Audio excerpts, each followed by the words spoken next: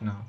কৃষ্ণায় বাসুদেবায় হরয়ে পরমাত্মনে প্রণতাক্লেশনাশায় গোবিন্দায় নমো নমঃ।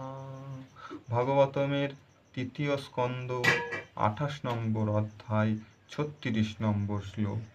সোহ পিত্রত্রয়াচরো ময়া মনোস্রো নিবিত্রা তস্মি স্ম হিন্ন ব্রসুইতং সুখ দুঃখ বাহে হেতুত্রমপশ্যশ্রুতি কর্তরি দুঃখ ক্ষয়য়ত শাস্ত্রত্রণ বিধত্র উপলব্ধ পরাত্র কষ্ঠয়ং।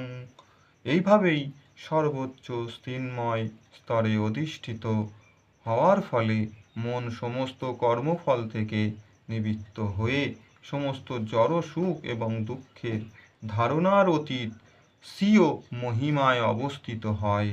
যোগী যখন পরমেশ্বর ভগবানের সঙ্গে তার সম্পর্ক উপলব্ধি করেন, তিনি তখন বুঝতে পারেন যে সুখ ও দুঃখ এবং তাদের প্রতিক্রিয়া সেগুলির কারণ।